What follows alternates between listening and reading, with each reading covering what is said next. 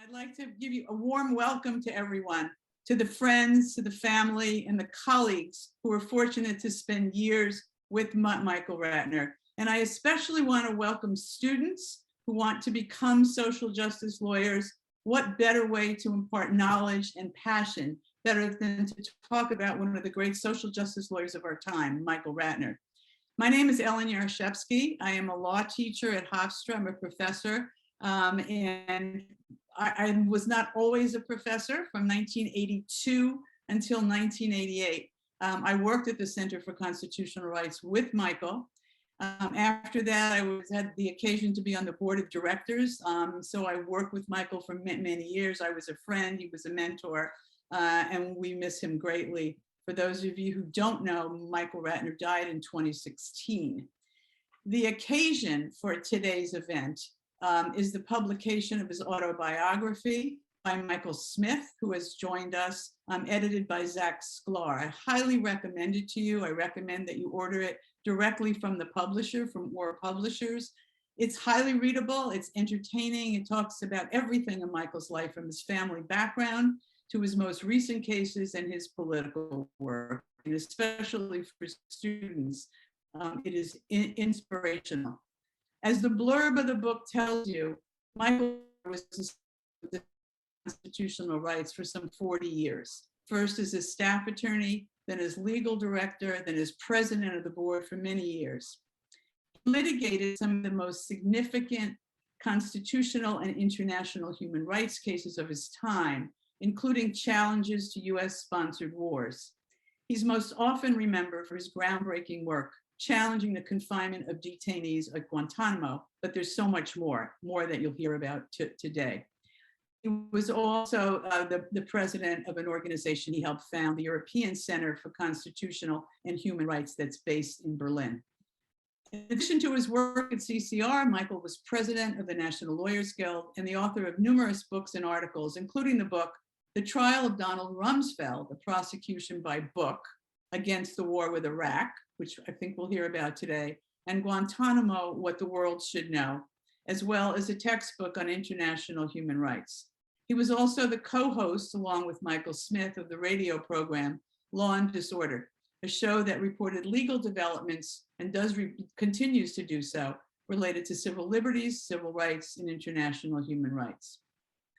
There have been several programs that have been devoted to Michael's work and his life, including one by the Center for Constitutional Rights. The slide that began this program is a slide that was used for the CCR program.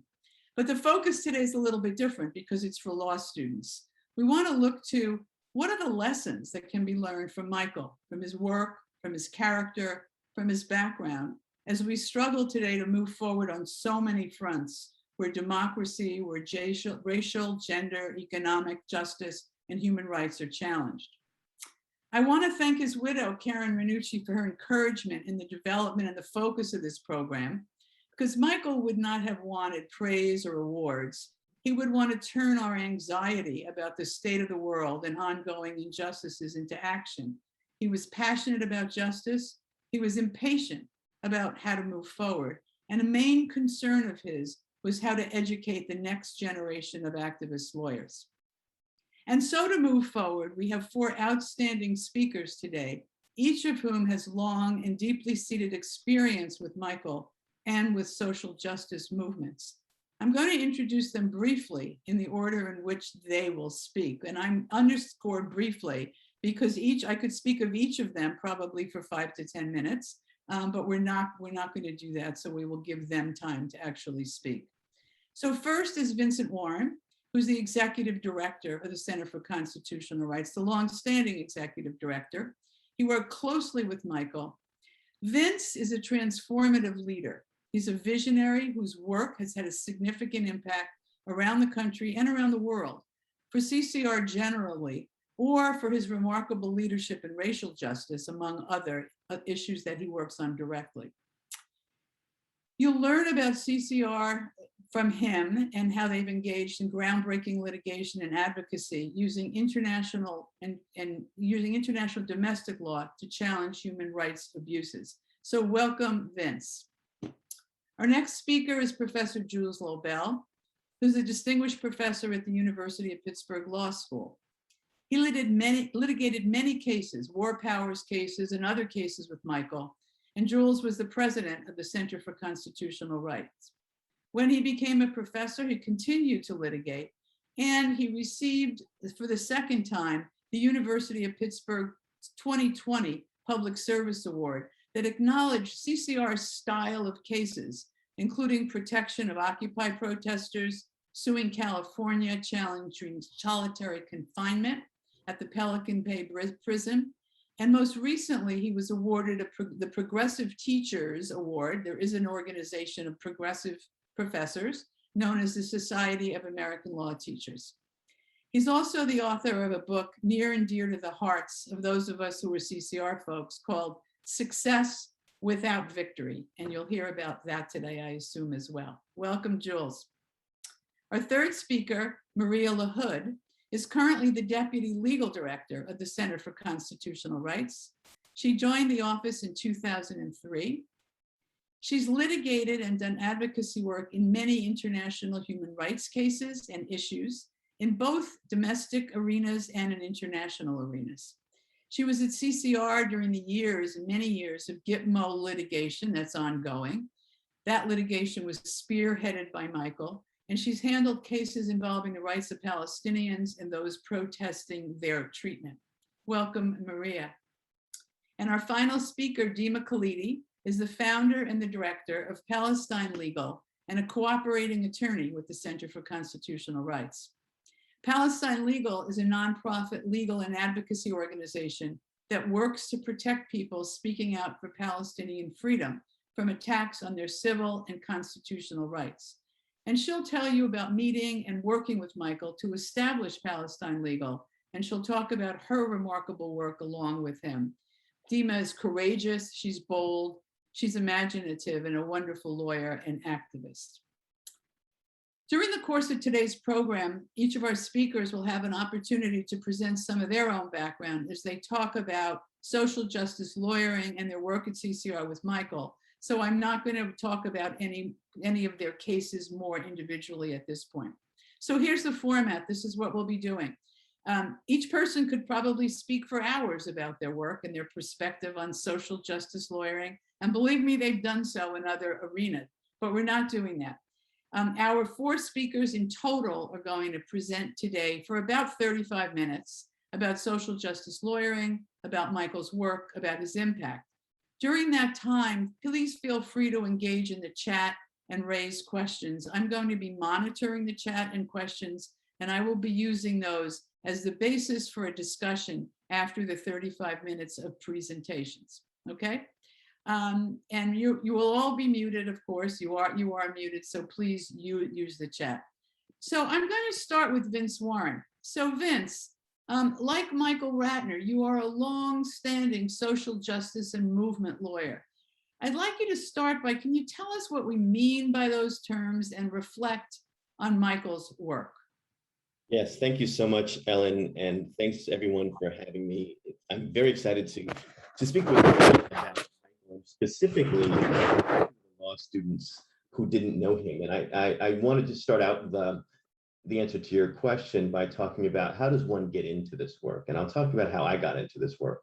I went to PS, I actually was in law school, and there was a program at PS 41 in Manhattan that was on police brutality. I was very concerned about it, police brutality, and I went to it as a law student. Didn't have a whole lot of time. You all know what I'm talking about, but I'm like, I'm gonna do this anyway. And I go there, and the panel discussion is with Bill Kunstler, who was one of the founders of the Center for Constitutional Rights. And Bill was talking about the persistent problem, yes, what needed to be done legally.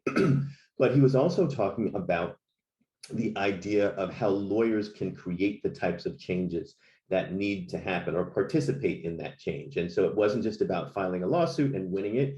It was about partnering with social movement groups to be able to move forward their strategies that they wanted to see. And that stuck with me. It was actually at that moment when I heard him speak, I'm like, this is the job that I want to do. That is the place that I want to do it at. And while when I tell the story backwards, it sounds like I just planned to be there. I actually didn't plan to be there. What I did was I went up afterwards and I said, hello, Mr. Kunstler, Suzanne Shende, who's another lawyer. Hello, Ms. Shende.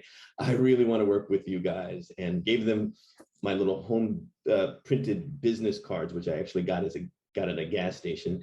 And they told me about the Ella Baker Summer Program, which we'll talk a little bit about later. I ended up being an intern there the following year. And now I've been executive director for 15 years. But the spark for me was around the idea of social movement and social movement lawyering. And what does that mean? That means very specifically, there are 1.3 million lawyers in the United States right now, 1.3 million.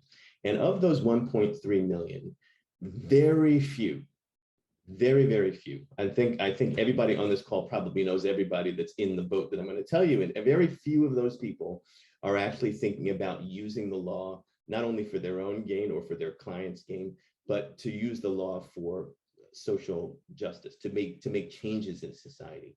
And of those few lawyers that are looking to make changes in society, there are even fewer that want to work with social movements, meaning that the idea that change happens in the United States, not because of a lawsuit that's filed and not because of a stroke of a pen that a president makes and not because of a budget allocation by Congress, change happens in the United States as it's happened everywhere, which is when the people rise up to demand the types of changes that they need from their government structure in order to be able to live fairly and in dignity. That's the social change theory.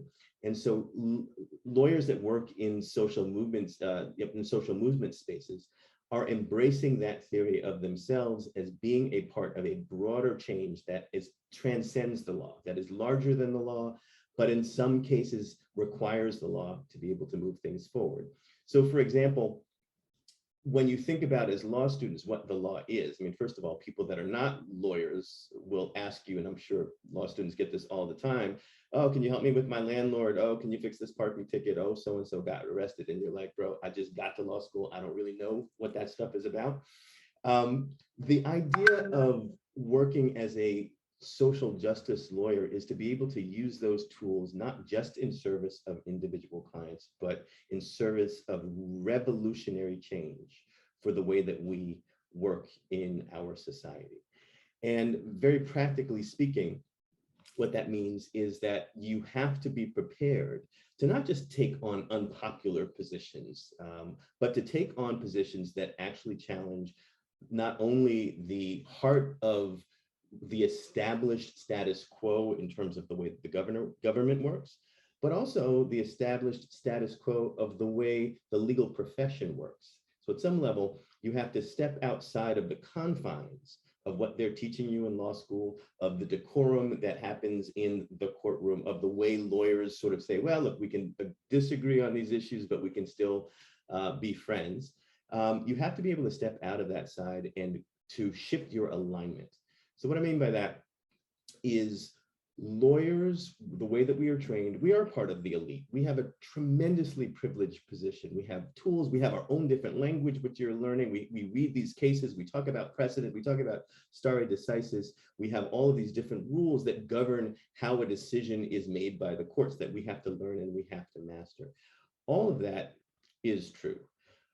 What we also have to do is we have to be able to step outside and to figure out where we are aligned. So the fundamental question that the social justice lawyer asks themselves, that Michael taught me, is who are you accountable to?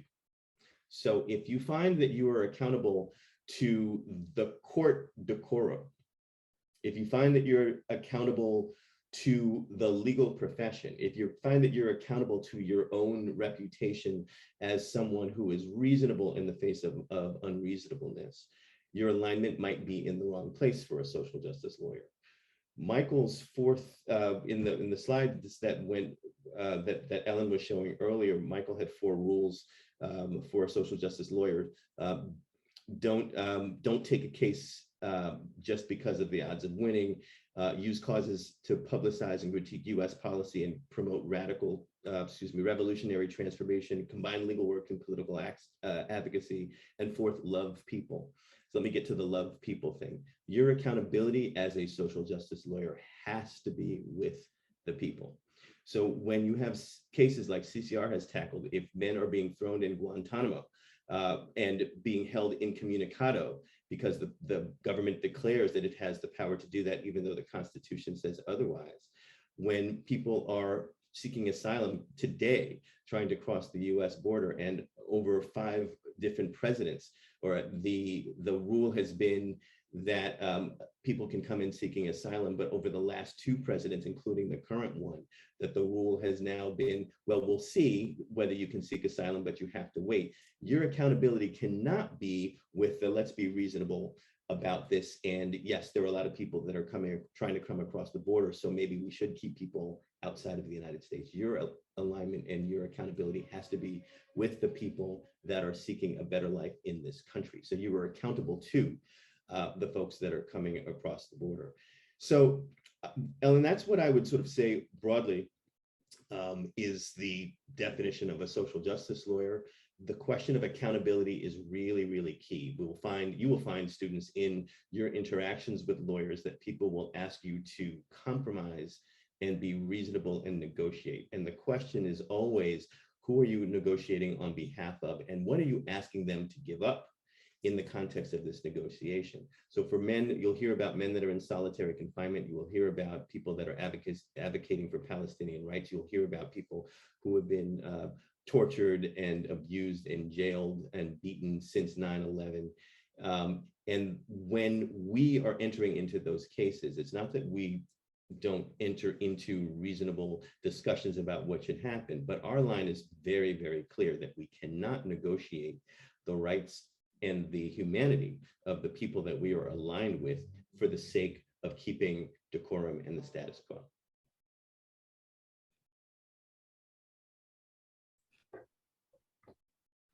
An excellent beginning, Vince. Thank you so much. Before we move on to Jules, people ask the question, is there a difference between social justice lawyering and movement lawyering, or are those terms interchangeable?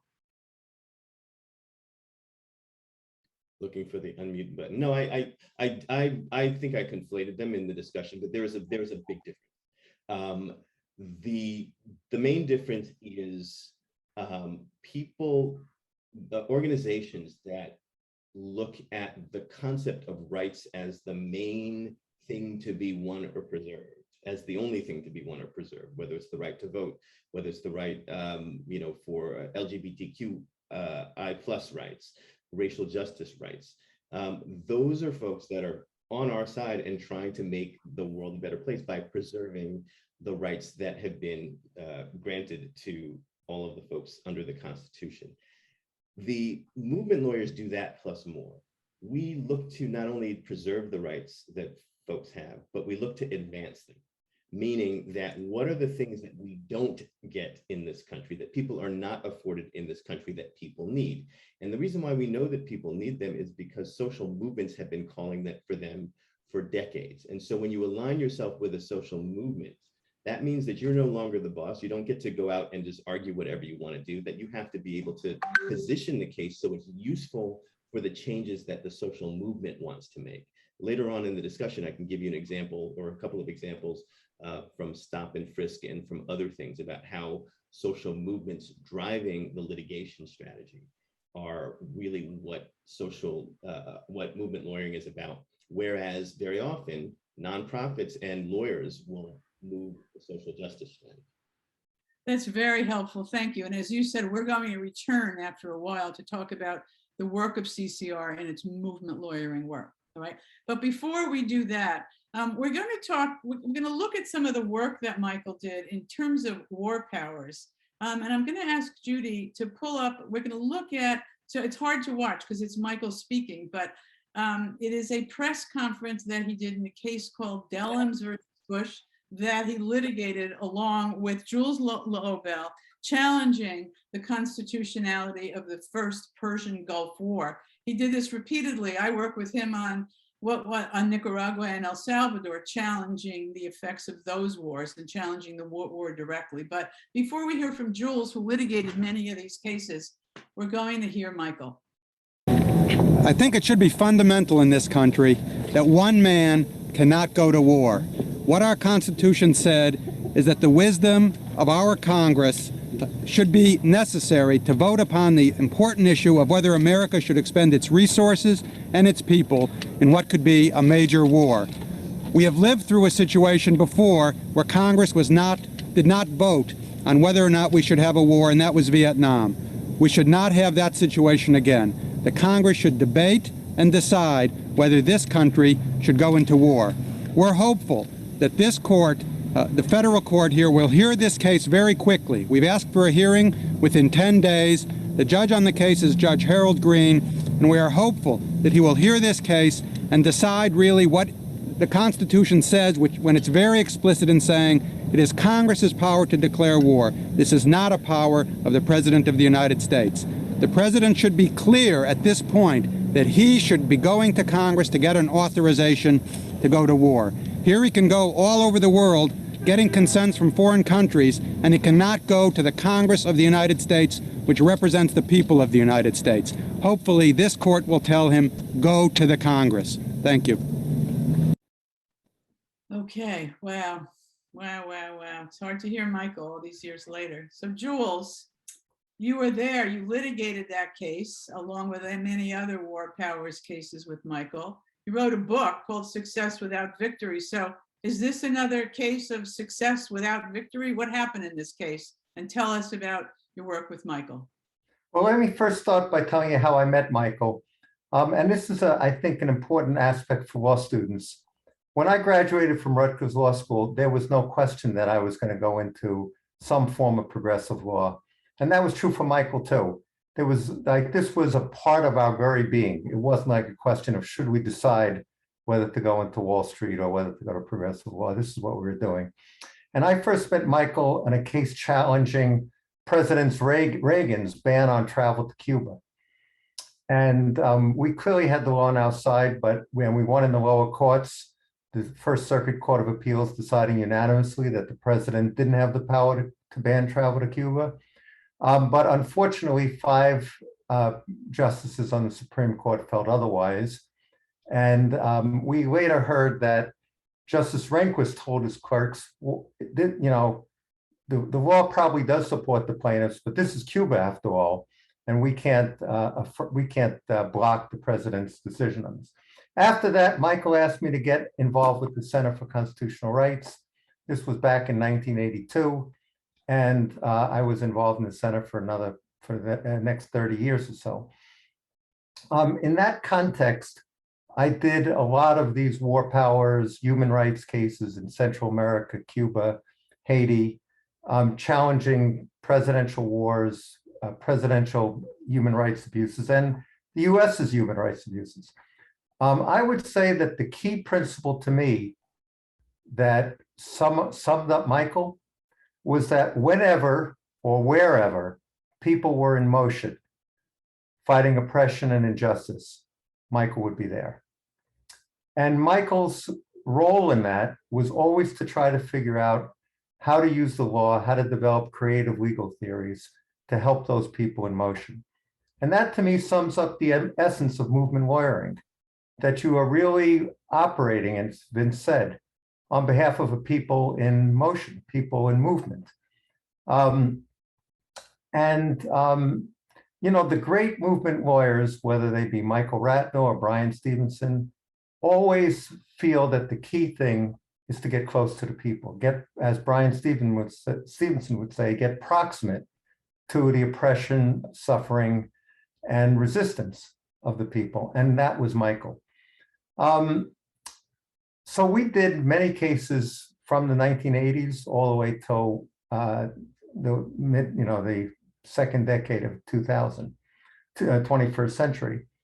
And I once asked Michael, after his most famous case, the Guantanamo case, what were your most important, what were your favorite cases?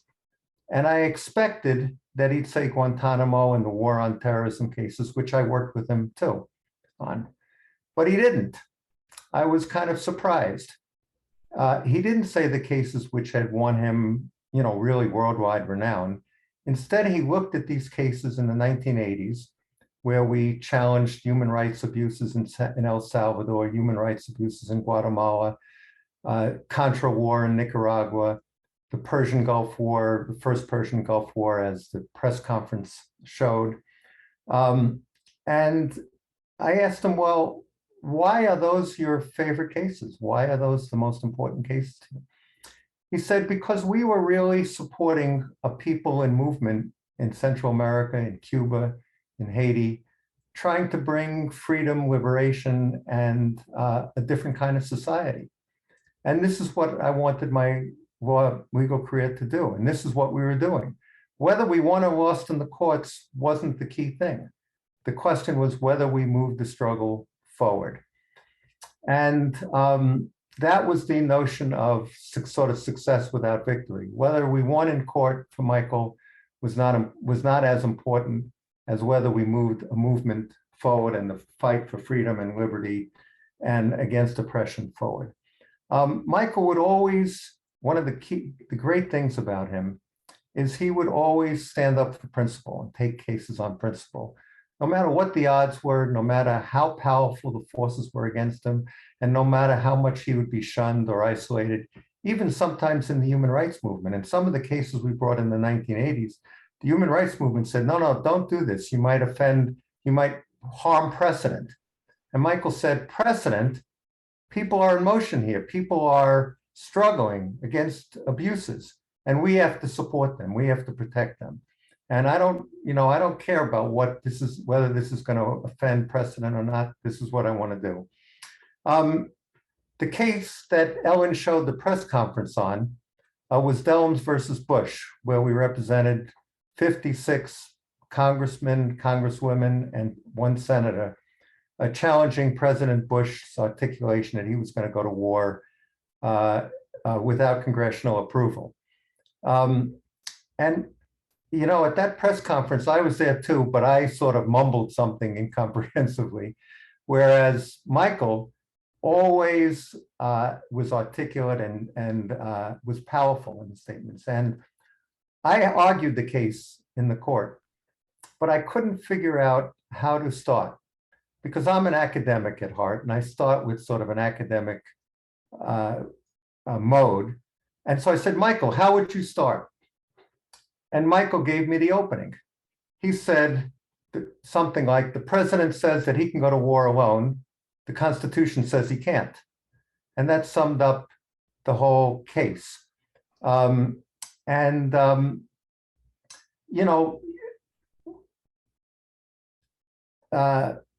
was always great at coming up with creative legal theories and articulating the key principle, getting to the root of the key principle in the case. The last thing I want to talk about is the concept that Vince talked about, which is love for people, which is, I think, critical to movement lawyering, because, a key thing for law students that Michael's life would show, and not only for law students, but all of us professionals, is get out of the classroom, get out of the office. Don't just be writing your briefs. Don't just be working on your papers. Don't just be studying for exams, although it's very important to study for exams.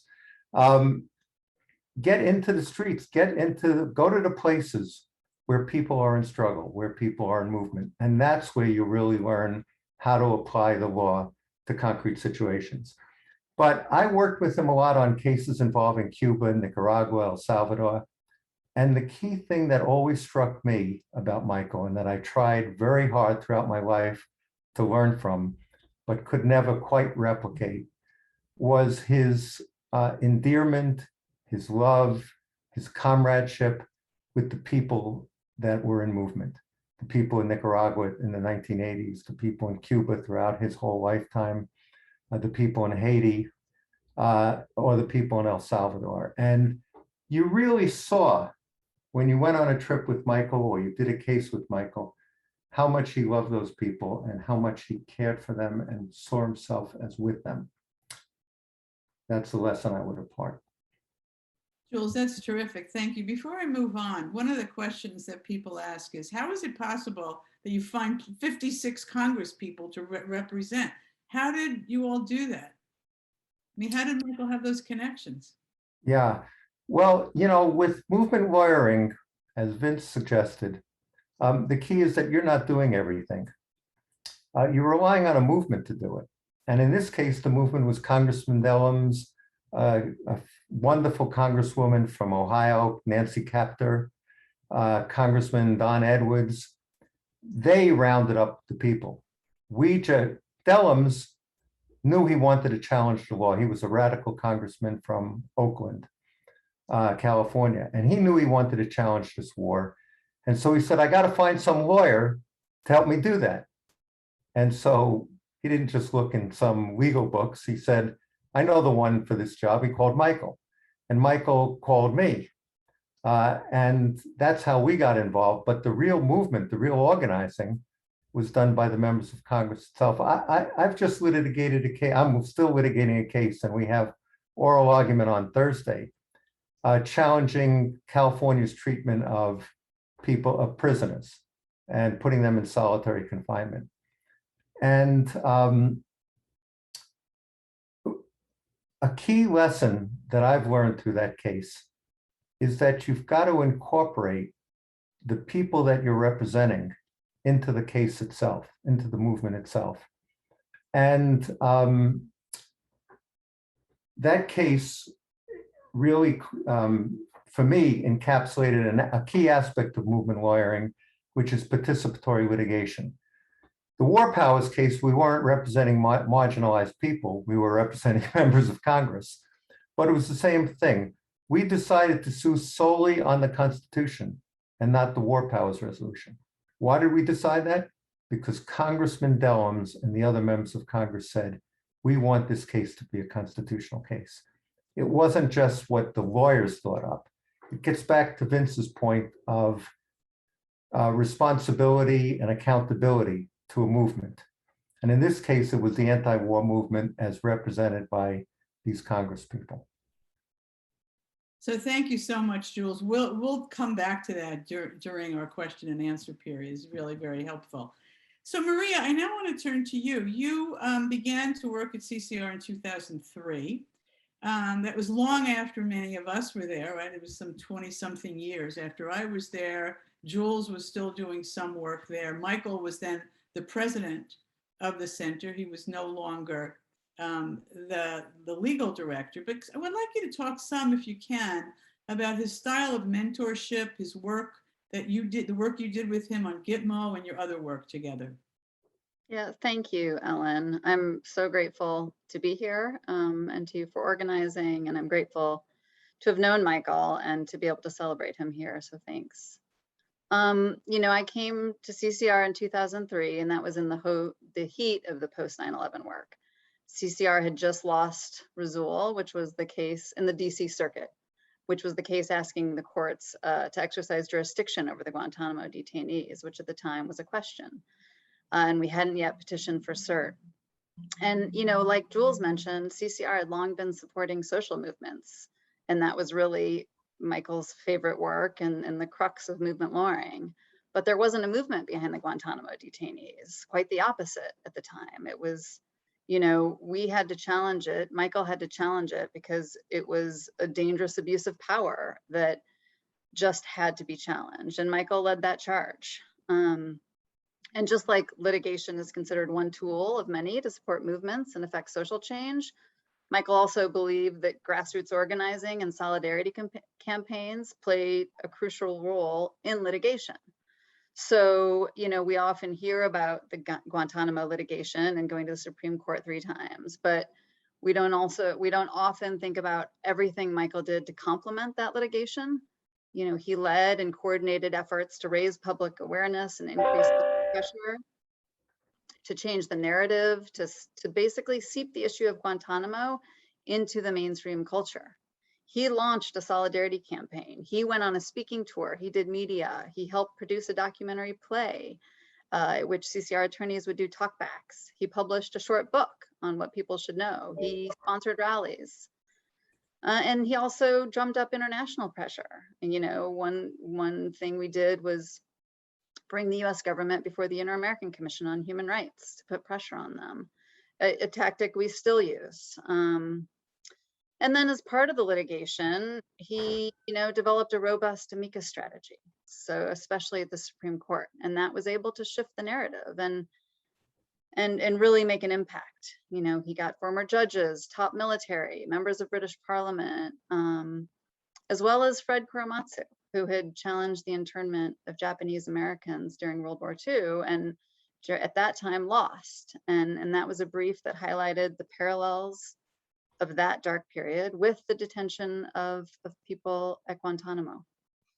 So, you know, when the Supreme Court did find in Rasool that courts had jurisdiction to hear the detainees' habeas corpus petitions, CCR sent the first lawyer to Guantanamo and recruited and trained and coordinated hundreds of lawyers to represent them, and including lawyers from major law firms. It was extraordinary, and Michael was a true leader. He was inspiring, he was bold, he was brave, and he was tireless. And I agree, he did it all from a place of love. That was his most striking feature. He was, you know, a force of love. He had the vision and the fortitude and the perfect combination of righteousness and humility. And he had real clarity. It's not, you know, it's not necessarily that he always had the answers, but he always asked the right questions. He was principled, and he led with his heart, and really acted out of love for people. As a mentor, Michael was encouraging and supportive and positive. He expected a lot, and he had a clear vision, but he believed in people. He knew you could do it. You know, he frequently said, I mean, people who worked with him closely would remember, he would say, amazing, you know, amazing. Everything you're doing is amazing. He was just really encouraging.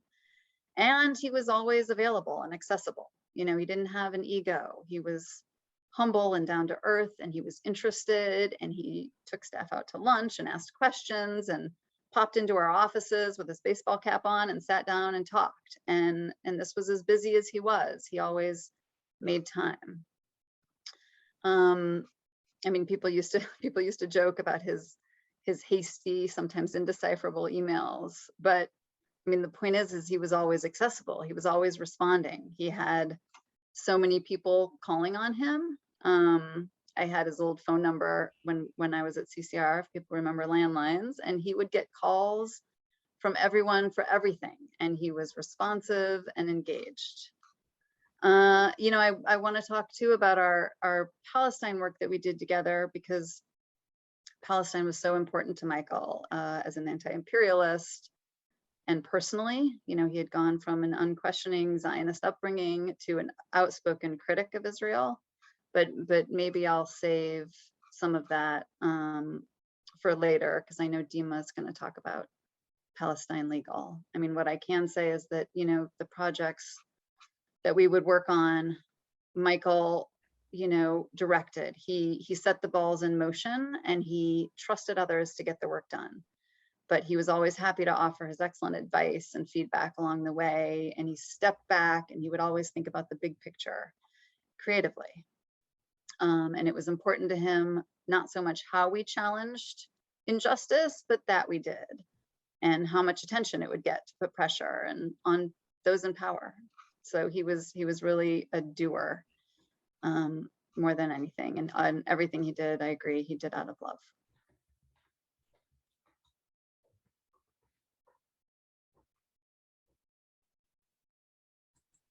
Thank you so much, Maria. It is inspiring. You know, at some point we'll talk about Guantanamo, because now it's just accepted, of course, that you can challenge detainment in some fashion or other. But, you know, it is true that when Michael started this work, I recall his talk in 2001, right after the towers fell, with him standing up in front of hundreds of people at a National Lawyers Guild meeting saying, I don't know what's going to happen, but there's going to be a lot of repression.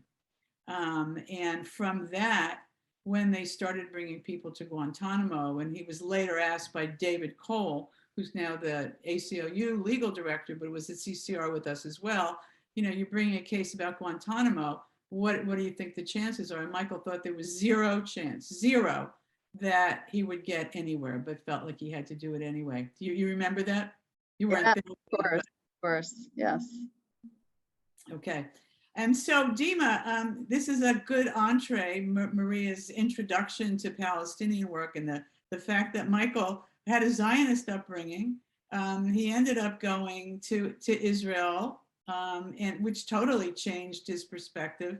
So you formed Palestine Legal as a result of working with Michael. Tell us a little bit about how you came to know Michael and the development and the work of Palestine Legal. Thanks, Ellen. And that got me emotional, Maria, just hearing you talk about Michael directly. And it's great to be with you all and with Vince and Jules. I think, you know, I also, I was introduced to Michael through family friends, and he's the one who encouraged me to apply to be an Ella Baker Fellow when I was in law school. And that was my introduction to CCR and the kind of lawyering work that they do.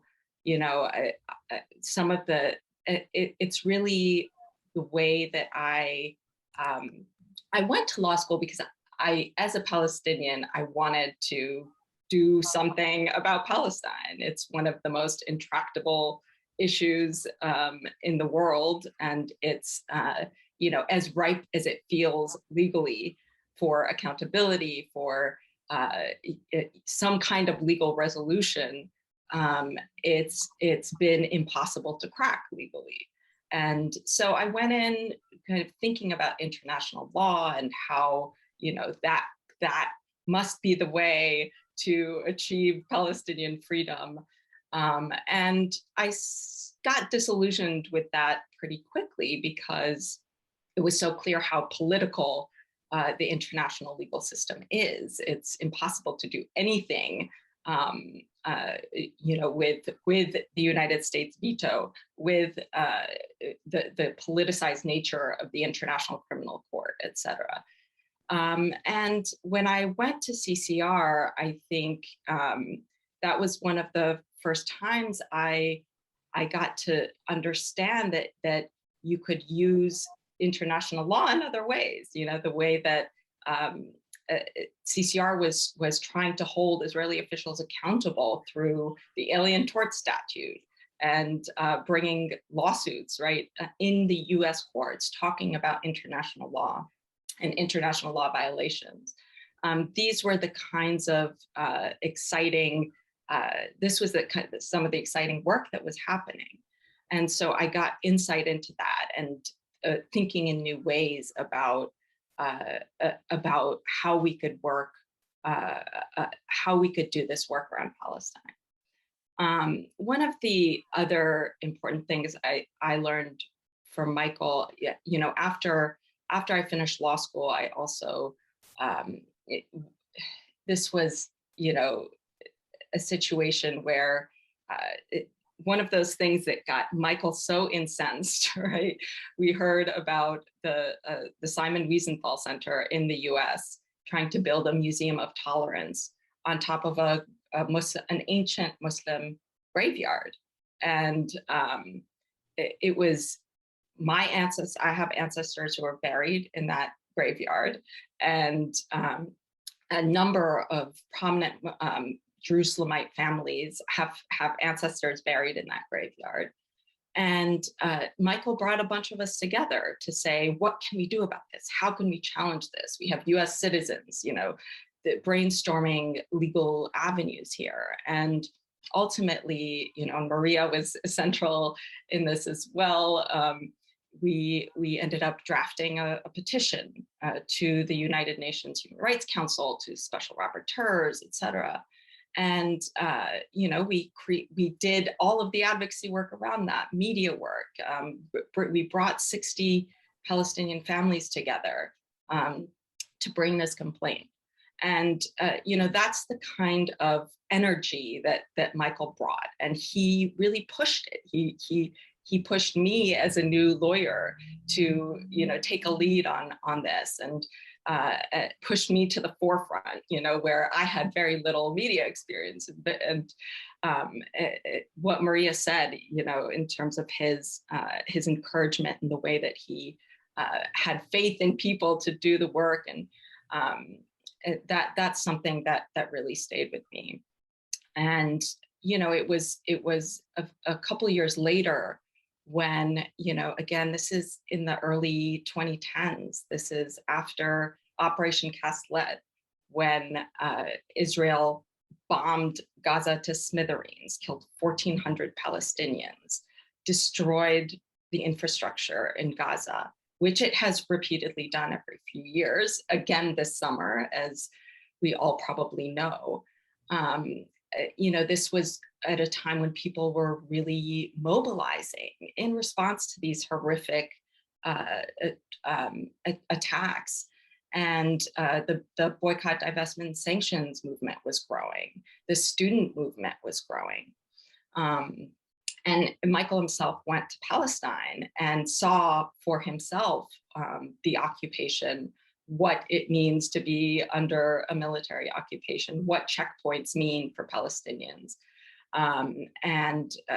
What he came back energized and we have to do something, as Maria said, and I think Jules as well, it's just this urgency. We must do something.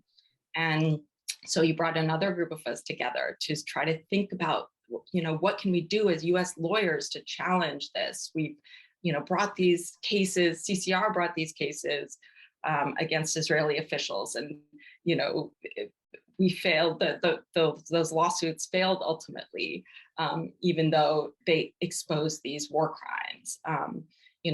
We've tried the international route. That feels like a dead end. What can we do? And after talking to dozens of people, what he said and what I came to realize what was the kind of pressure that the movement here was under, the kind of repression that was starting to happen as this movement was growing.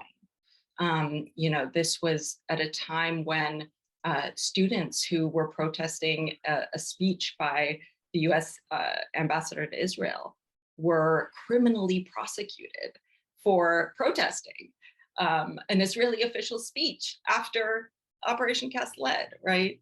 And at a time when, the boycotts, the Olympia Food Co-op was sued for trying to do an Israeli, a boycott of Israeli goods, a case that CCR took on.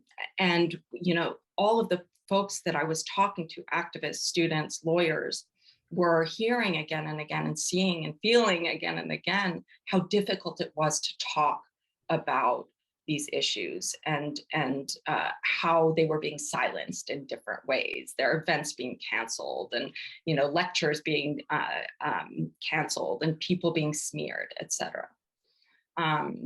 So, he had also done similar work in the 80s with what was called the Movement Support Network at CCR, supporting activists around Central America and activists doing work here around Central America. And, they were under this really repressive state as well, being surveilled and spied on, et cetera. And so CCR had a program that provided legal support and documented what was happening, and representing activists, et cetera.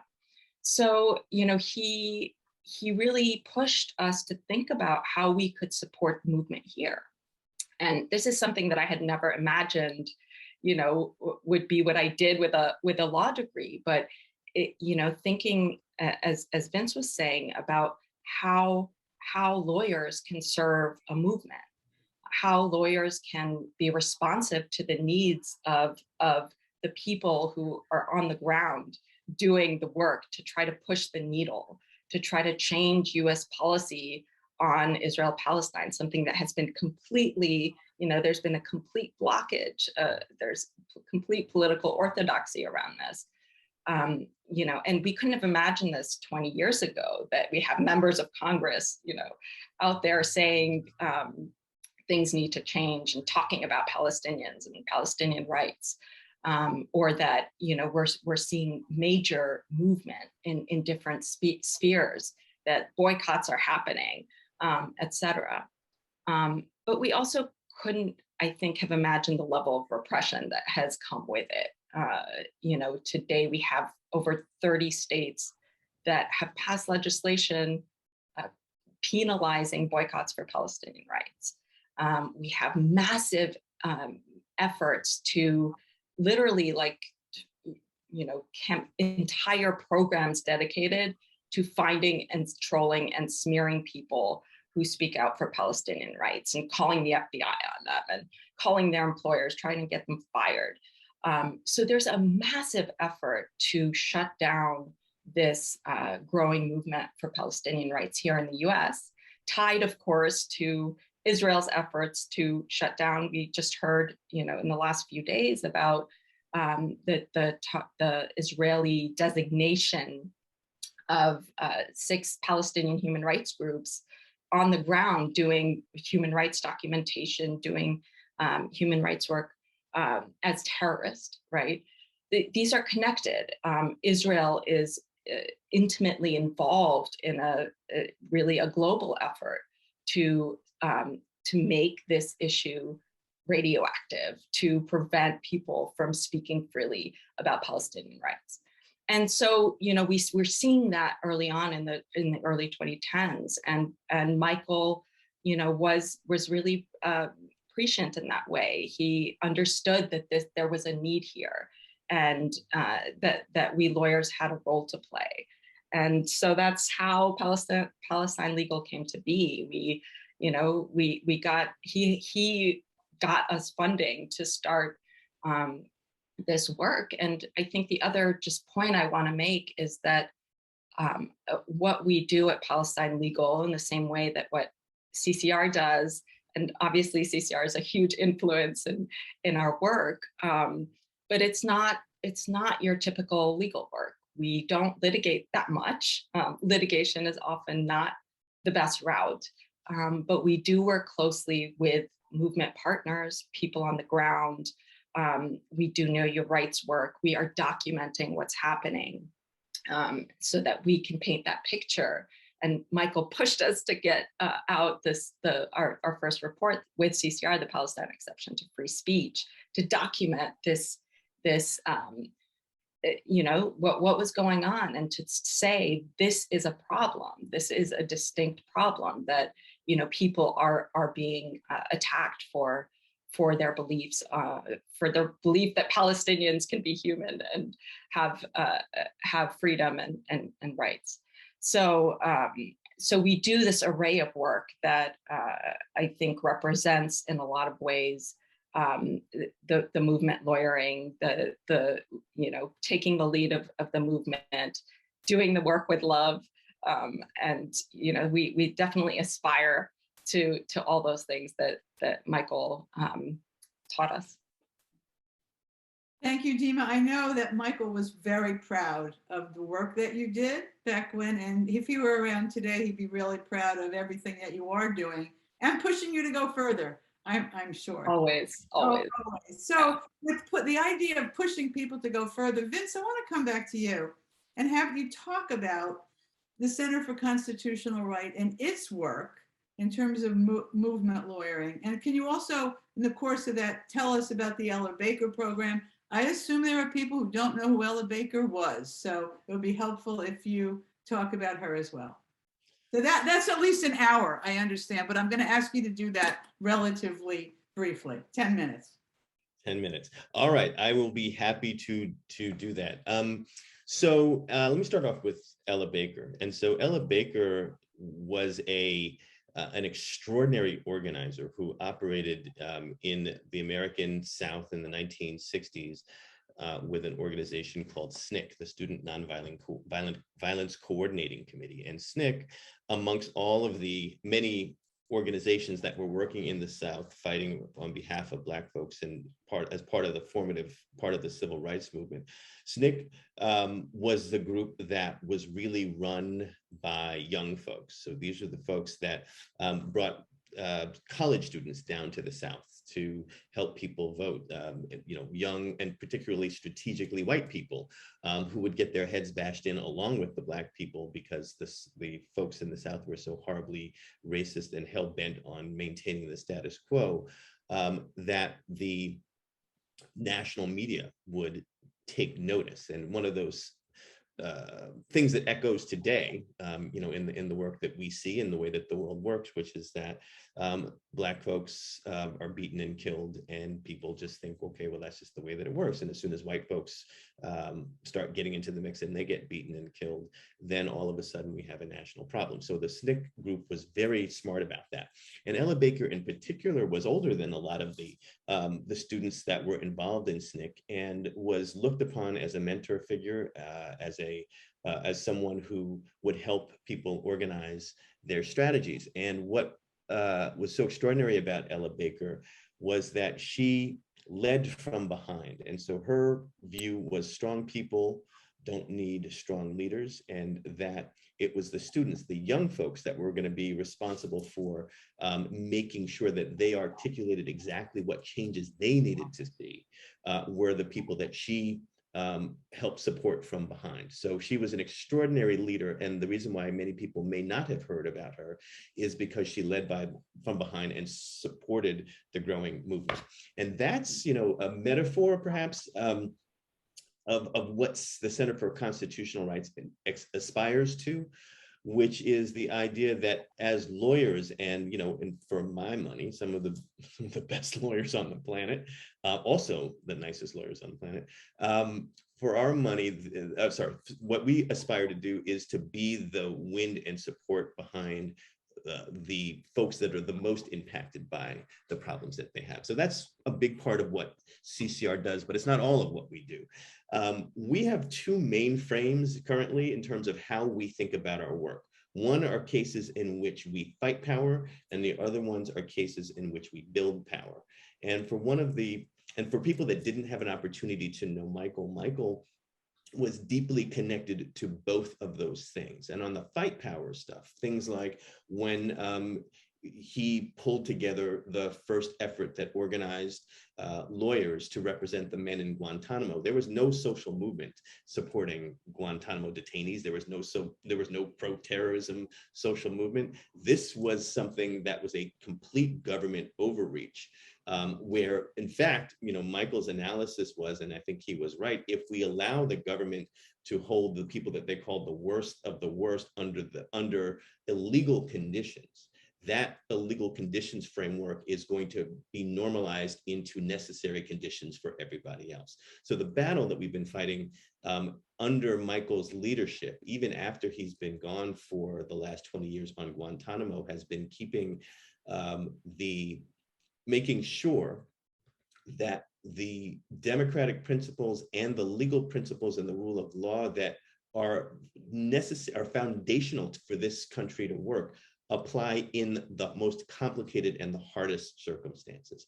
It's the idea that when it's a sunny day, everybody puts their umbrella away, and the Constitution works beautifully. But when it's a rainy day and the questions are hard and people disagree with the folks that are being detained or that are being abused, then all of a sudden people don't think the Constitution is as important as our sense of safety. So these are the battles that the Center for Constitutional Rights has been fighting for the last 20 years, which are extraordinary.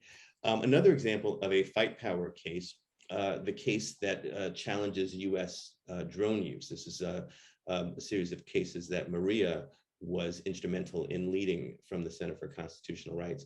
And the easiest way to talk about that case without going into details is to say that roughly in 2010, when Obama was the president, this was not under George Bush, this was not under Donald Trump. When Barack Obama was president, the Washington Post had an article in which it declared that a number of people were targeted for drone strikes to be killed that were not in the United States, that were in countries like Yemen, with which we were not at war. And it targeted a man named Anwar al-Awlaki, who was a US citizen, for targeted killing. And the framework of targeted killing was problematic because essentially, as we know from the exit from Afghanistan, if you have a drone house, even if a drone strike on a house, even if you're trying to target one person, you'll hit the house, but you'll kill everybody that's in it. You'll hit the car, then you'll kill everybody that's around it. And that the idea of allowing the US to use drone strikes as a way to move forward militarization objectives when A, they were disproportionately harmful to civilians, B, that the United States did not have legal authority to kill anybody in countries at which we were not at war and there was no direct threat, and C, targeting a US citizen in violation of the Constitution were reasons why we needed to get involved. Michael was adamant and pushed that we did this. I was a little bit, I was slow to move on it. I thought it was a righteous case, but it was very hard for me to get my head around what that would look like. It turns out that this was a classic case of success without victory. We lost the case. We were actually asking for the government, at the end, to at least disclose the legal theory that allowed them to kill U.S. citizens abroad and folks that we were in a non-war context. And we lost that, as has been said earlier. I think Jules was talking about what Rehnquist said. We didn't get the smoking gun memo, but it was pretty clear that the federal courts were not going to interfere and to try to substitute their judgment or our judgment of what justice looks like in the wake of the ongoing military machine of the United States.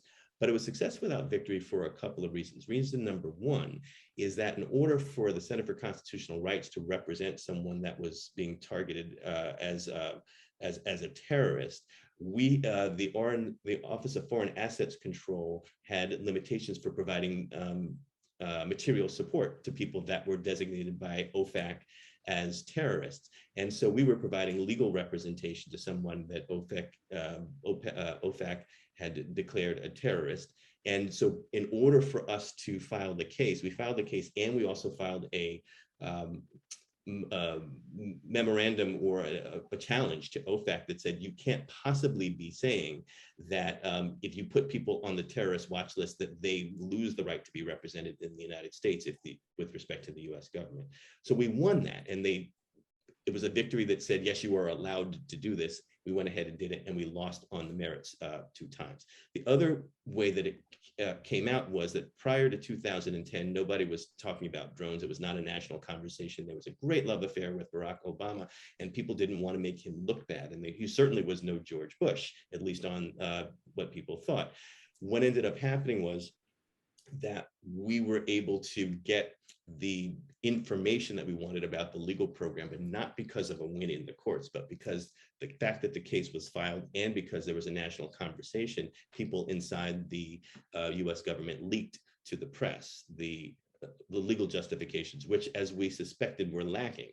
And so it's another example of a fight power case in which we were able to, again, with a sort of a small anti-war movement in the background, able to really challenge essentially an extrajudicial killing program that was launched during your lifetime for people that are watching here in the United States. And then finally, the other types of cases, and there are a lot of these, and I'll only mention the stop and frisk one, is the build power case. So there's fight power where bad things are happening, there's no movement to support it, and you can't wait until a movement gets built around it. You have to attack it now. Guantanamo, drones are 2 key examples of that.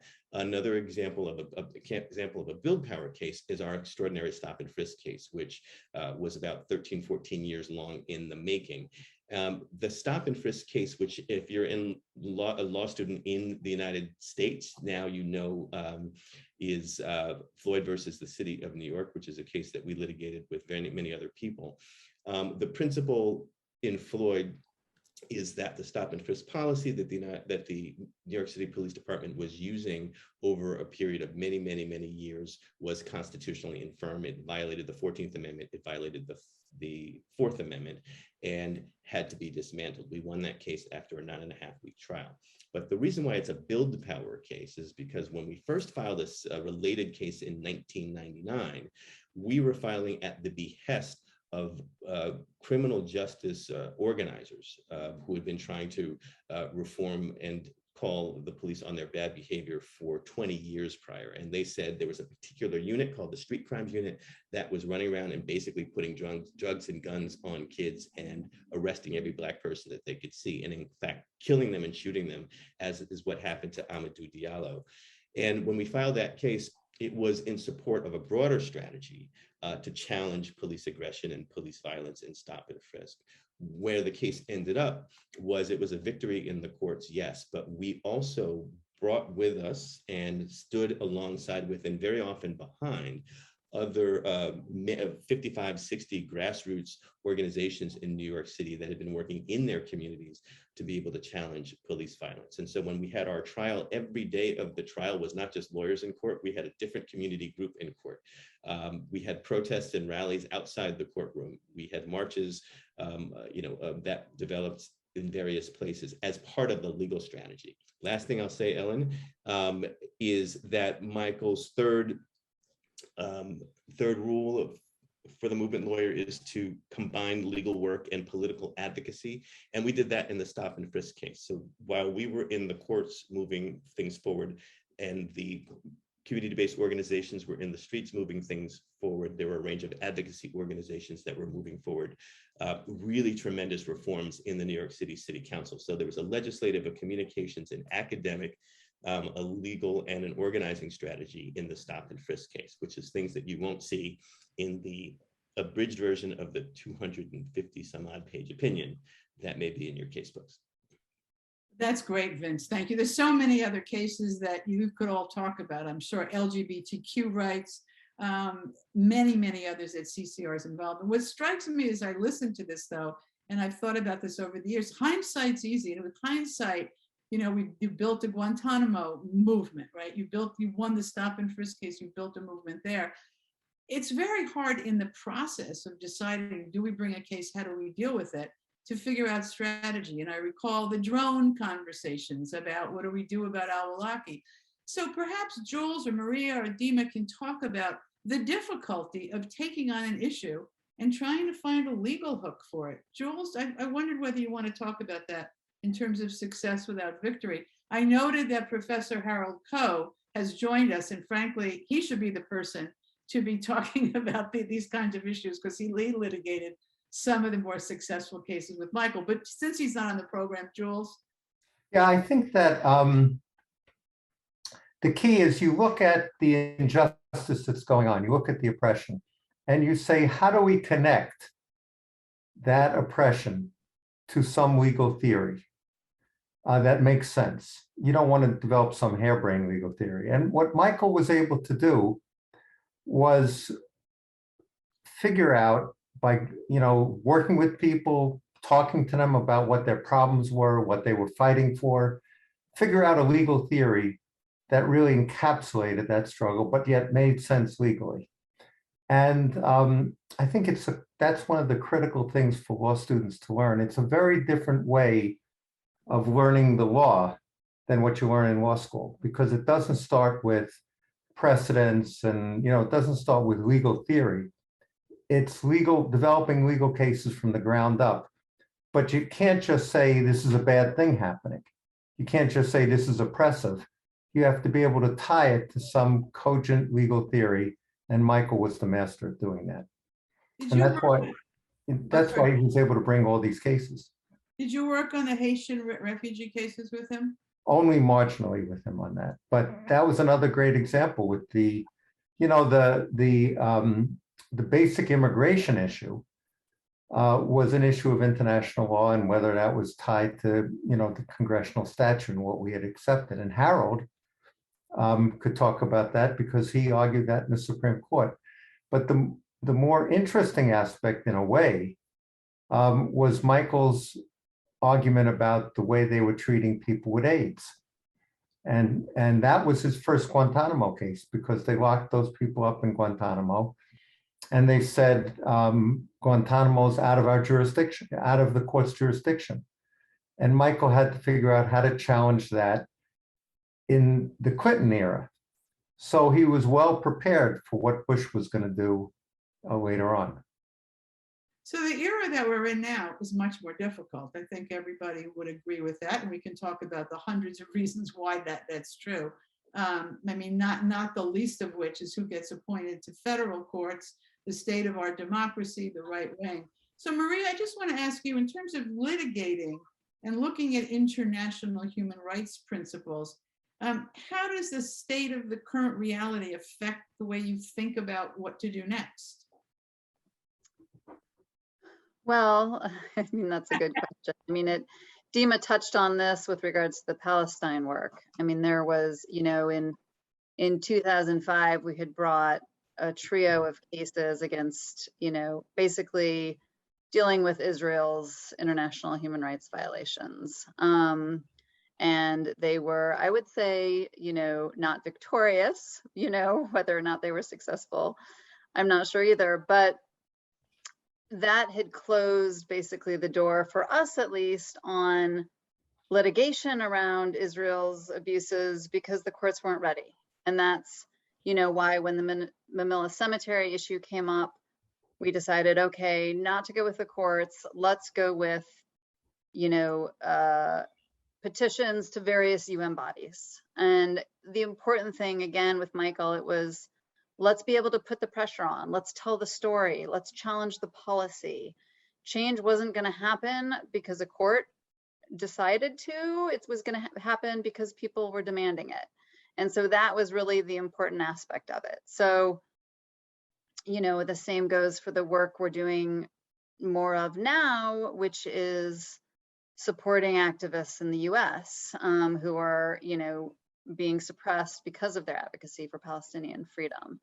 And some of that work is defensive, some of it's affirmative, but you change your tools according to what's working or not, but you also keep your eye on the ultimate goal, which is the demands of the people and the way, being able to tell a client's story, being able to show how what various administrations or corporations are doing is wrong and illegal is just as important, possibly, as a court deciding that it's illegal.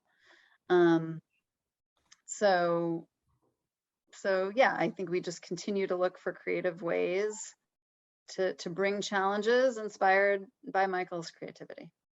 Yeah, I just wanted to say it would be great if we could hear from Harold Coe, because Harold, Michael was not just great at getting people like me involved, who was a, radical lawyer to begin with, but Harold was on a whole different level and brought a whole different aspect to it. And Mike was able to get him involved working with these cases for 10 years, including the Haitian case. And so I wanted to suggest that Harold be given the floor and talk about his work.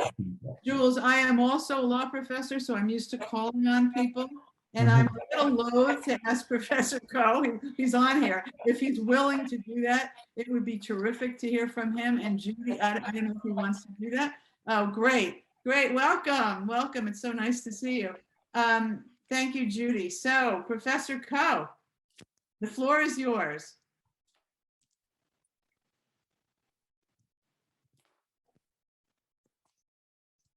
Sorry, still a few bugs in the system here. Thank you for joining us. We really appreciate it. I don't know if you've heard some of the program, but this is geared towards students, helping students understand Michael's legacy and the lesson of social justice lawyers. So begin wherever you like. I mean, you can talk about the Haitian cases or other cases you worked on with Michael. So first of all, it's an honor to be here. Particularly, it's great to be here with Karen and Jake. I really loved Michael as much as any person I've ever worked with. We worked together thousands of hours.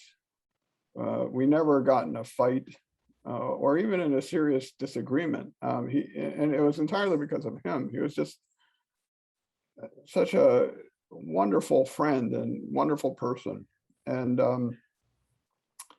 what happened was we wanted to start a clinic, human rights clinic at Yale Law School, and we needed to, I was a full-time professor, and so I said, I can't do it unless we bring somebody on board. And David Cole suggested, what about Michael? And Michael appeared, and I'd seen Michael argue Sanchez Espinoza in the DC circuit when I was a clerk. And I sort of thought of him as kind of this Don Quixote figure. And instead, he came up and, we just became immediate friends. And, he's a different kind of lawyer. We would be on these conference calls and we'd say, can we have the call at 11? And Michael would say, I'm getting arrested at 11. Can we meet at 12 instead? Who else does that? Or, I got Rule 11 in a case, the Haitian case, and, it freaked me out. I never expected that to happen. So I said to Michael, has this ever happened to you? And he said, I've never not been Rule 11. Professor, for the students who don't know, why don't you just explain Rule 11 for a moment? They should know, but whatever. Well, Rule 11 is when you file a frivolous lawsuit, the other side can get sanctions against you, and you have to pay the whatever the court awards. And but also it's a serious reputational injury. And but Michael was not afraid. And what was interesting was it happened in the context of a preliminary injunction. We had gotten a temporary restraining order, and they moved against us for Rule 11 sanctions. And Michael basically said, if we win the preliminary injunction, we have proven a substantial likelihood of success on the merits, and it's not frivolous, and they can't win the Rule 11. We went to Haiti together. We spent hours and hours talking on the phone. A couple of things about Michael that I just think everybody should know. One, he just loved his family. He just loved the time he spent with them. He talked about it all the time, wherever we were. He loved, he would talk about Jake, who was then a very small boy, and this is what Jakey does. He just loved talking about it. It was thrilling to watch. He was an older father, I think, and so he just felt very special about it. He loved Karen and told many funny stories about how he persuaded Karen to marry him, and kept saying that she never should have agreed. Another quality of Michael that I think is extremely unusual is he did not demonize people he disagreed with. In the Haitian case, he was one of the people who was able to deal most immediately and in a friendly way with opposing counsel, even when they were fighting us tooth and nail. Somehow they all liked Michael, and he was able to befriend them. And I noticed after a while that he had a way of talking that was very shrewd. People would say something to him and he'd say, I don't disagree. I don't disagree. And you would think, oh, he's saying, I agree. He didn't agree with you either. He just didn't disagree. And then he had some really close friends, and he loved talking about them. Jules, you were one of them. He loved telling the story about how you became a lawyer. Reed Brody, he loved Reed Brody. He became so close with so many of the students. They aspired to be like Michael, that they had never actually seen a lawyer live their ideals like Michael did. And, he was unfailingly optimistic. And he wasn't afraid of losing. In fact, he thought, losing doesn't mean what people think it is. You can win by losing. And the main thing is to keep an issue in the public eye. He often went for the issue that people were afraid of. He was the one who said to us with regard to the Haitians on Guantanamo, we've got to bring out the HIV issue. We've got to bring out the race issue. This is why this is happening. And, I'm a mainstream guy. And I said, Michael, if we do that, that's going to emphasize the reasons why we ought to lose. And he said, it doesn't matter. It doesn't matter. This is really what the case is about. Racism and discrimination against people with HIV, which is occurring not just to straight people, but people all across New York, and particularly in the village where he lived. So To this day, I think about Michael all the time. He just he changed my life. And, you know, I often am on the opposite side now of issues with other folks on this call. Michael never, ever called me and said to my face, I think you've gone to the dogs. He knew that I was his friend, and he treated me that way to the very end. One of my favorite times was at the very end. I didn't realize how close it was to the end, but we went to a Brooklyn Nets game together, you know, at obviously Michael's expense, and we were sitting at the nicest basketball seats I've ever sat in, and we just sort of sat up and watched this basketball game. And Michael kind of reviewed his career and all of the things that had happened and how amazing it was and how happy he was.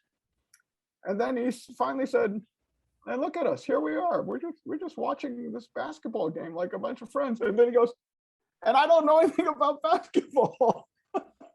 He just thought this was the funniest thing he could imagine, that this is how life had broken his way. And anyway, I think he's an extremely special person, an extraordinary special person in my life. And I'm very grateful to Roger Citron and Hofstra, which really carries on Michael's spirit for holding this event. I, by the way, am in England. Now I'm a visiting professor at Oxford. So it's about 10:30 at night, and I just got back from a dinner, but I thought I better dial in and see what people are saying about Michael, because I want to join. I just want to join the praise. So that's what I have to say. That's so wonderful. Thank you so much for joining us. And Michael talked about you, you know, with such admiration for so long. So thank you as well for all the work that you do. So I'm just reflecting on Sanchez Espinoza, Harold, as you talked about that. You know, I remember spending hundreds of hours gathering all those affidavits, writing all the laws when, you know, we still had some version of the Alien Tort Claims Act that we could use. And, you know, it was exciting. It was exhilarating to put that together. But, you know, success without victory is a little overstated, because sometimes, yeah, we knew we were going to lose. We did all that work. We knew that was going to happen. But even so, there is a moment when you say in a number of these cases, Jules, Maria, or Dima, it's like, oh, we did all this work. We lost. Like, why are we being lawyers? Why don't we just go out and be activists? So I'm just wondering if anyone wants to reflect on that statement. You can tell me, oh, I'm so wrong, but I think that that's shared by numbers of you. So Maria, you are laughing, I see. And Vince, you're trying to decide what you're going to say. And Dima, you're smiling. So anyone can take that on. I mean, success without victory does not always feel so great. Well, I wrote that book, and as I worked on all these cases, I got more and more depressed by constantly being beaten up in the courts. And I think the task of a movement lawyer is to be able to deal with the depression, not always just happy about it. You don't say, oh yeah, they ruled against me on this terrible theory, and that's okay, because no, it's not. It's outrageous and it's sad. But you've got to realize that there's a broader goal that you're fighting for, which is what Michael always realized. And you have to be able to have the psychological stamina to continue despite that. And, you know, Michael gave us all courage in that. I wanted to ask Michael's wife for all those years is with us, and I wondered if she had some thoughts on this from watching, you know, living with Michael and looking at it from not from a lawyer's standpoint, but from, if she wants to say anything. Well, I'm not sure she does. So if she does. Well, no, she's raising her hand. You got to unmute yourself. Hey, Karen. Wait, Karen, you've got to do the unmute button. Well, is Judy still there? Hello. Okay. Hi. Yes, yeah. So hi, thank you. Karen. Well, hi, everybody. A lot of old friends and co-workers and conspirators, and hopefully lots of young students, because that's what Michael was all about. And this point, yes, of course it's depressing, but when you're an activist and you lose, you're fighting the power class, there's going to be defeats and you're going to feel bad. But Michael only used the law as a tool for political activism and to ultimately challenge power. And ultimately his goal was revolution. You're not going to make a revolution in the legal system, but you can push and you can inspire and become the voice of and put a focal point on through you as a lawyer doing the law as an adjunct to the activists and the grassroots movements who are pushing the social challenge and pushing for change. So he never had faith in the law. The law is made by rich people for rich people. He can only use the aspects of the law for, we claim this is a democracy, we claim this is constitutional, but the more you work with the law, it becomes more obvious that it's to protect power. And so you guys are the activist lawyers, the people who work with the activists, but you are activists yourselves. It's not a choice between, but you are using the law to aid activists and to be an activist yourself. And, I think what Michael would, excuse me, I get very emotional. What Michael would want to say to young lawyers is, you have the power. Don't call me fearless, because I didn't worry about losing or getting a bad mark on my lawyer reputation. It's no, you can work with grassroots groups and become the legal voice for their struggle. And that's what he would want his book to do, is to give people, empower yourselves. And you all, the other generation, are doing it. And he's so proud. He always told you how proud he was. And so now it's for the rest of you younger ones to keep doing this. And we have to, just not be afraid. Stand up for your principles and make the changes we know need to happen. Climate change is upon us, and so many factors that time is of the essence. And so thank you for being the activist movement lawyers that you are.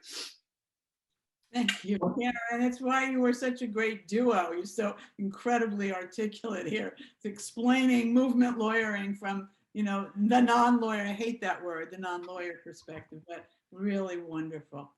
So Dima, react. Just want to hear your reaction to this. Thank you, Karen. Good to see you. What comes to my mind is our case, which we litigated with CCR against Fordham University. And,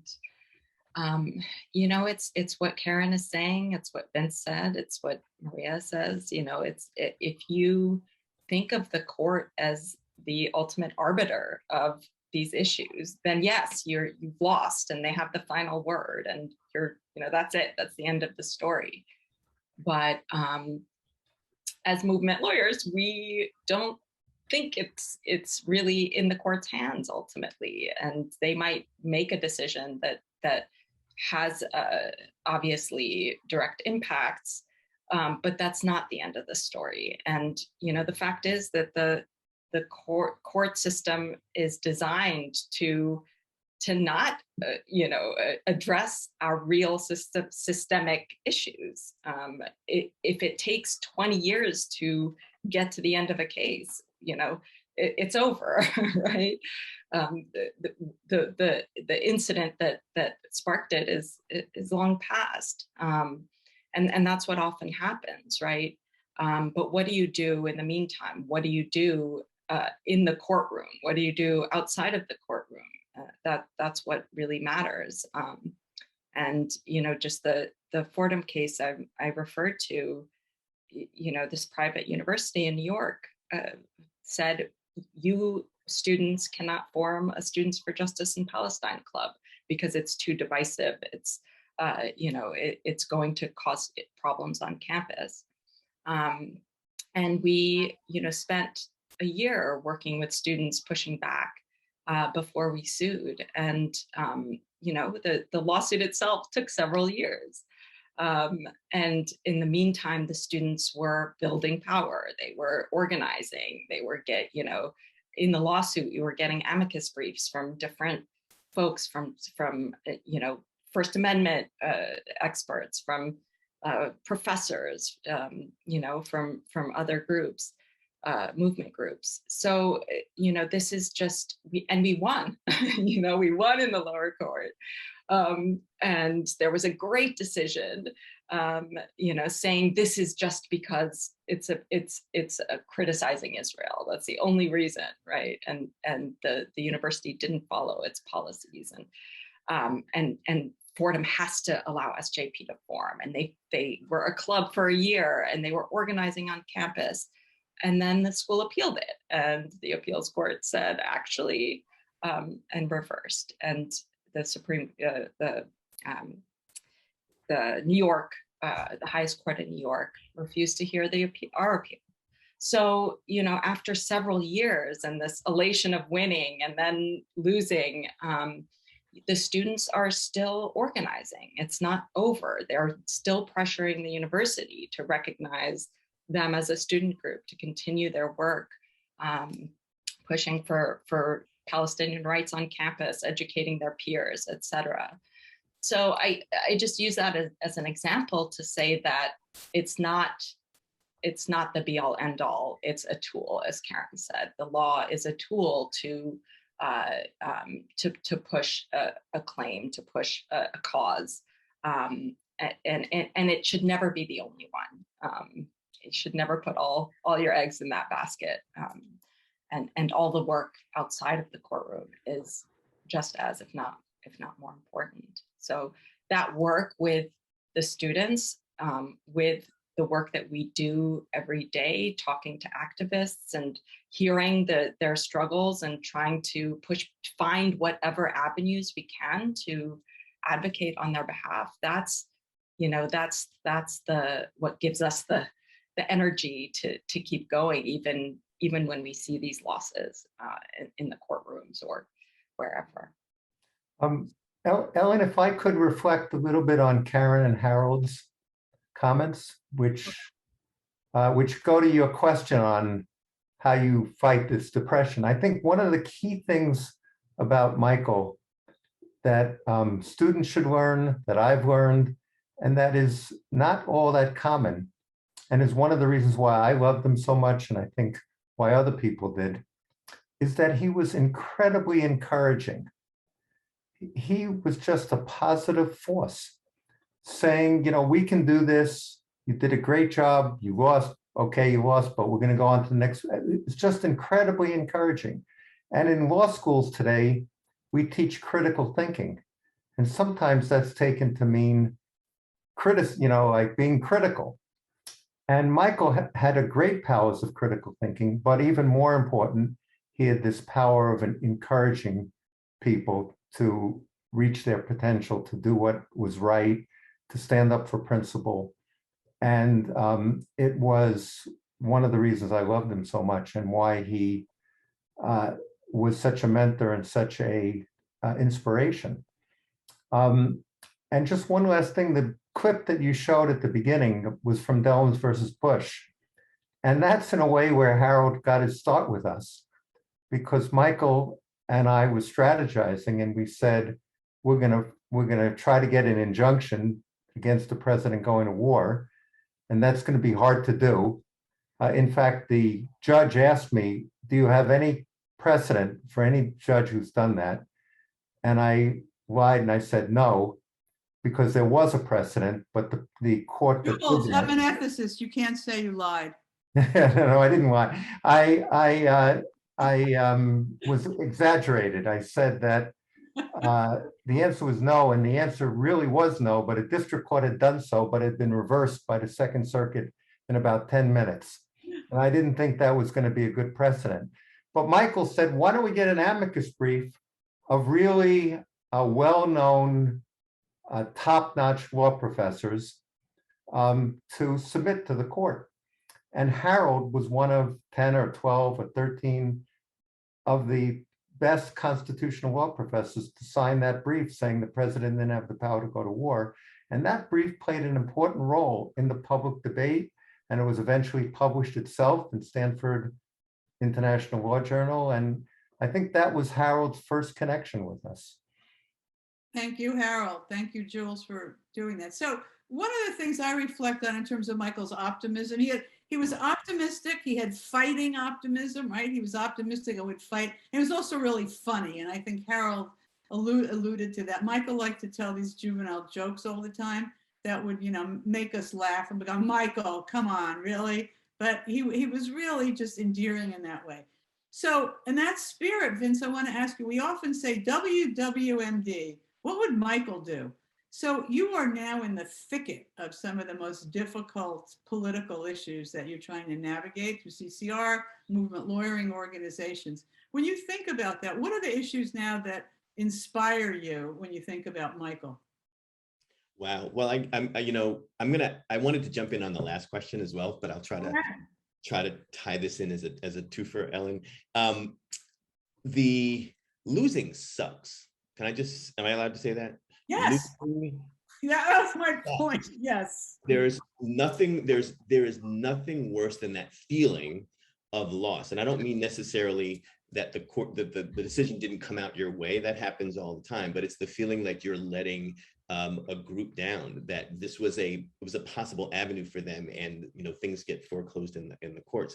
And so what Michael helped me realize, and this is something that I pass on to law students that are coming to me, and I also try to sort of infuse CCR with, is that every case, every issue that Michael worked on, that the way he worked on them, that he was working on them not just for the moment, but for history. Like, he had an extraordinary perspective and moral compass, quite honestly, about where this particular issue lay in sort of the broad panoply of sort of civilization up to this point and what it's going to look like in the future. And so one of the discussions I remember that Michael and I had about losing was that Michael said to me that, some of the things that the state, meaning the U.S. government, does are so horrible that you're going to be baited into, in your career, you're going to be baited into giving up your moral position in favor of a compromise that is going to help the government do what it's doing better.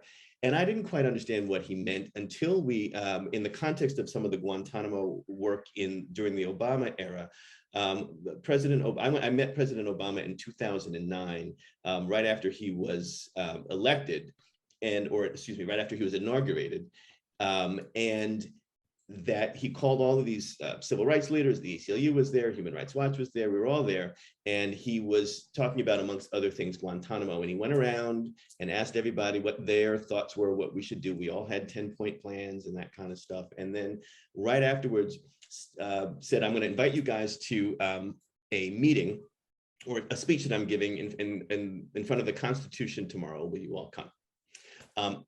Because I had talked to Michael, I was thinking that's probably not a good place for me to be, because if I'm being critical of the Guantanamo position, I shouldn't be sort of sitting in the audience, because what happens if something bad happens? And then the next day something bad happened. And what happened was President Obama rolled out sort of a fourth category of detention status, which was preventive detention. And this had been a debate. This is meaning that you don't have to, there are some people that are actually too dangerous to try in Guantanamo. They're too dangerous to release. And in fact, we should be thinking about keeping them in jail to prevent them from doing other things rather than as a punishment for what they'd already done.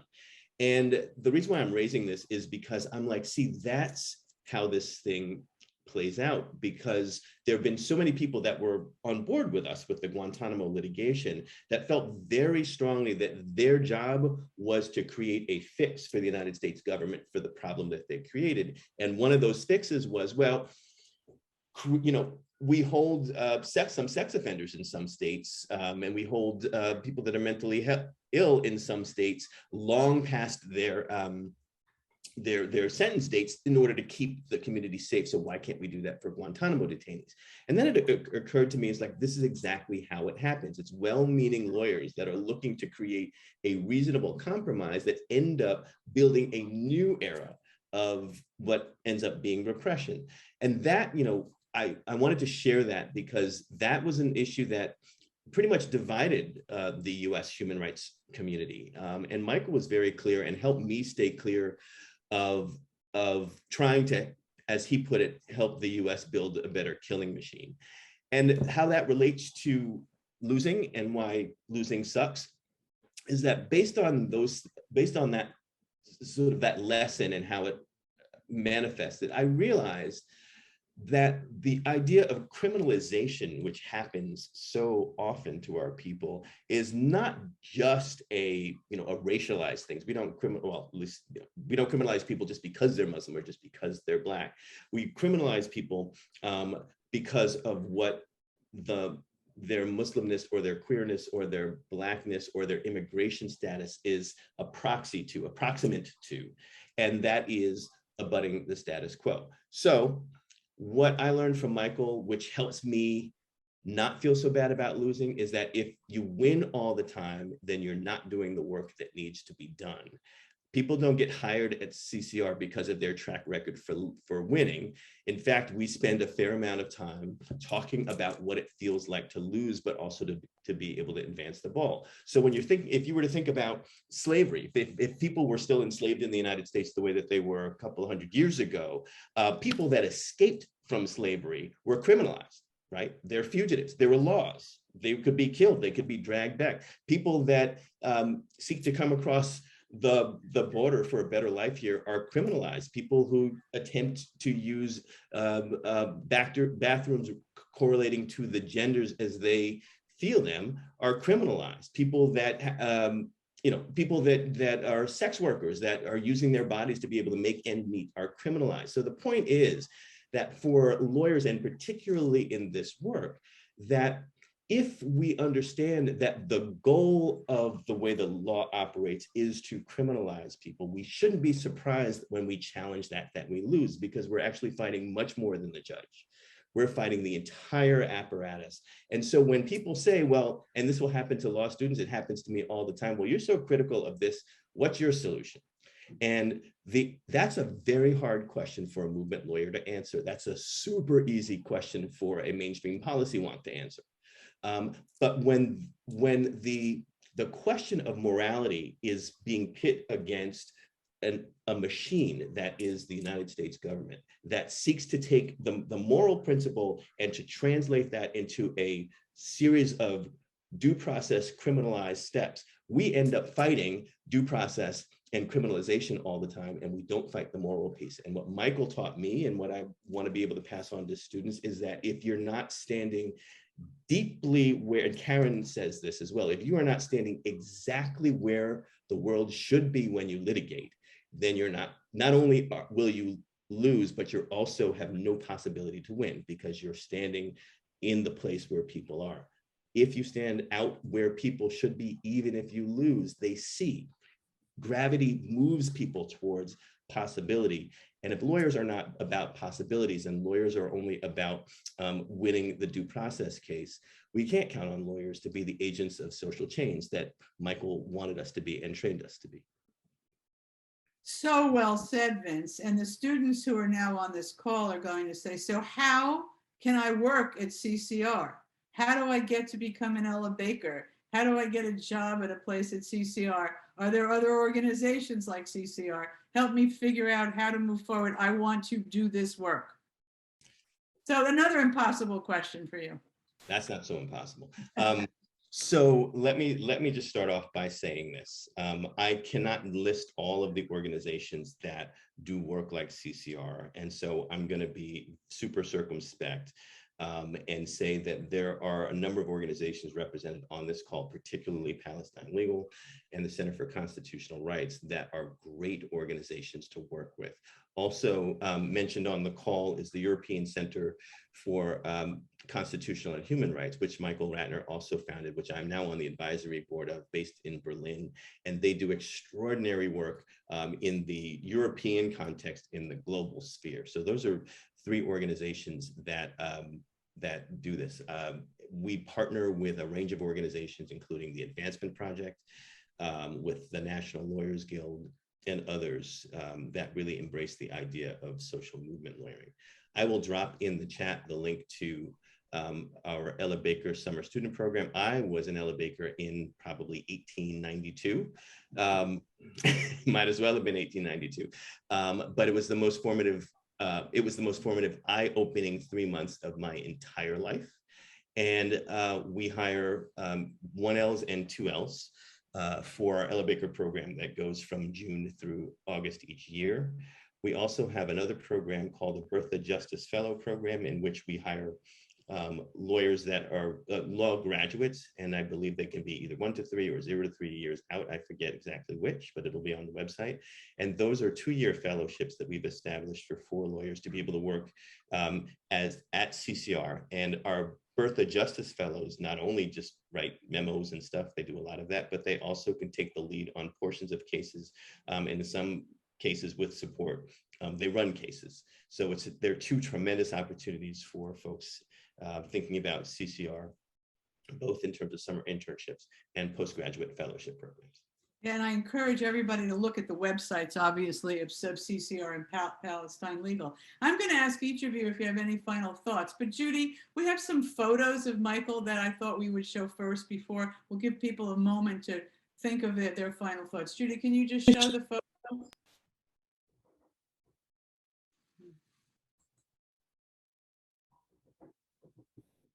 You can keep going. We just have 3 photos.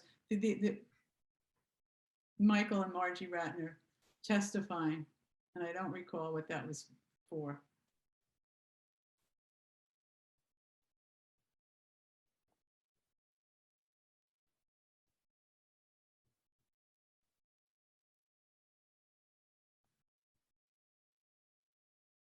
So Dima, final thoughts?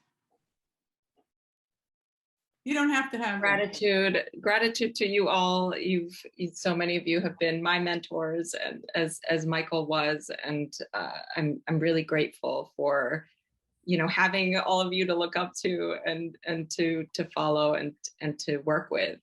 So gratitude, and we miss Michael so much, and he was a force that I think we all now carry with us and pass on to the next generation. And we also have a fellowship and internship. So check out the palestinelegal.org website and for law students out there.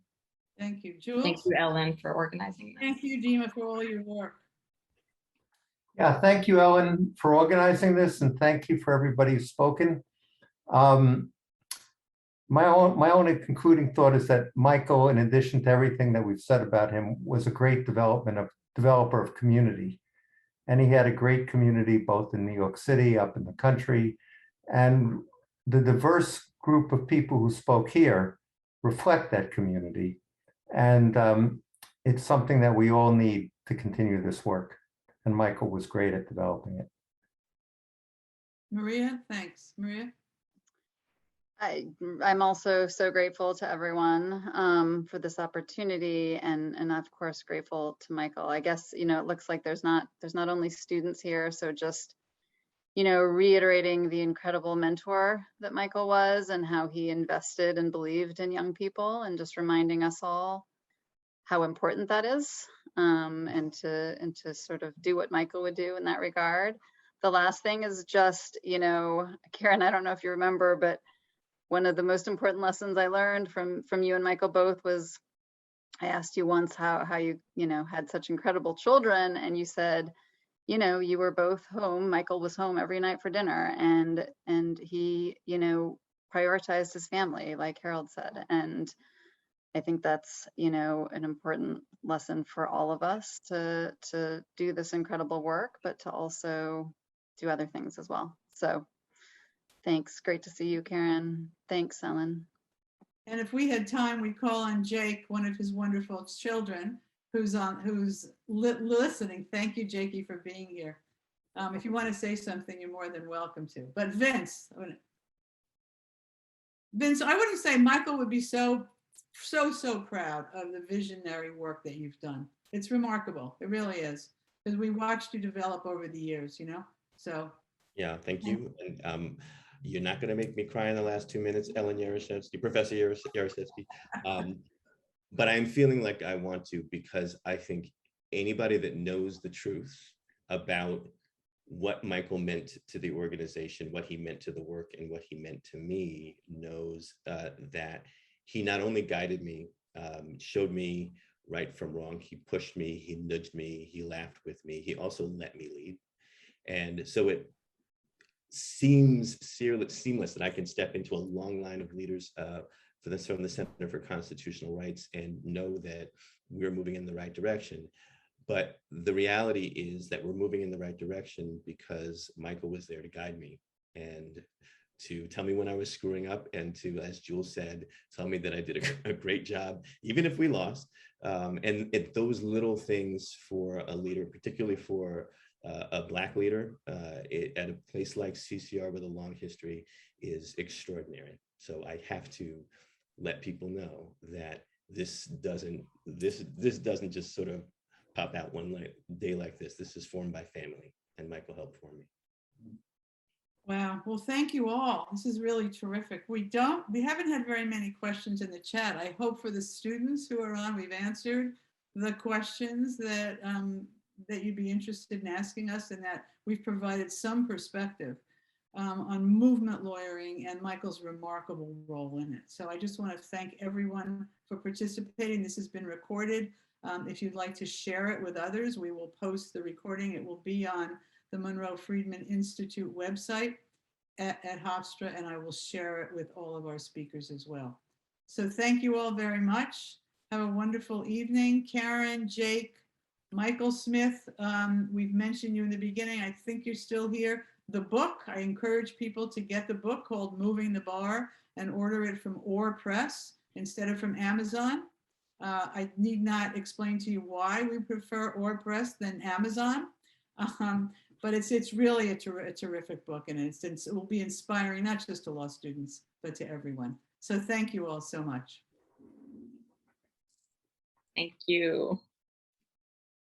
Thanks. Thank you, Ellen.